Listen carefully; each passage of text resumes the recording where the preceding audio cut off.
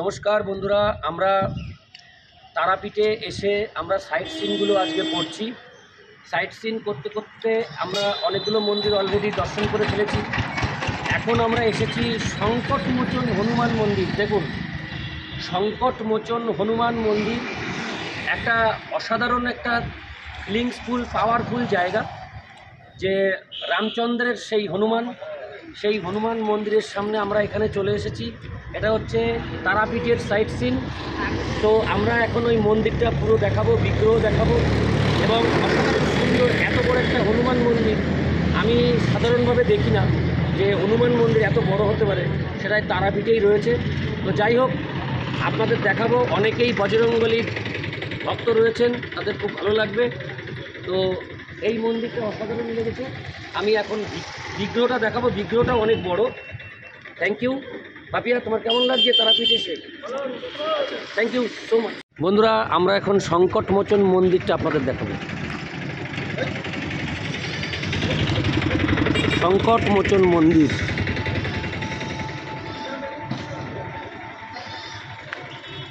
দেখুন, কি বড় মন্দির।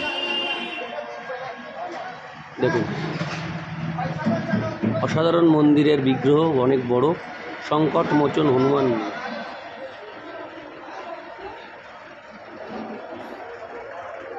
খুব সুন্দর লাগছে।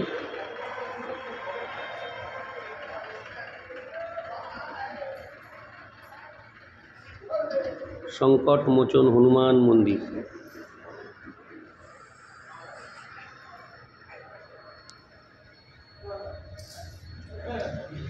জয় বজরংবলী।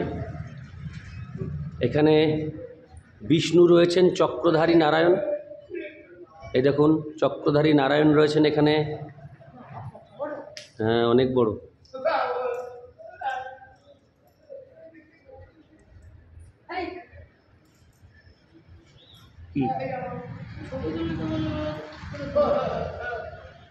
সংকটমোচন হনুমান মন্দির।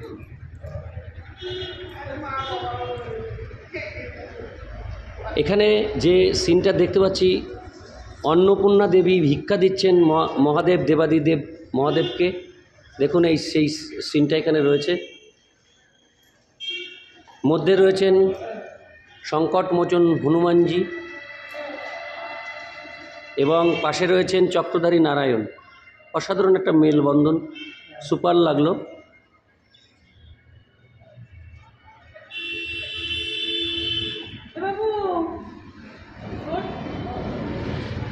খুব সুন্দর, অসাধারণ।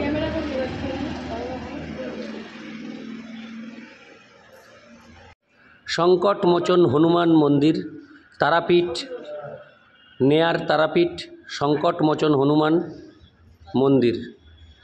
জয় বজরংবলী, জয়।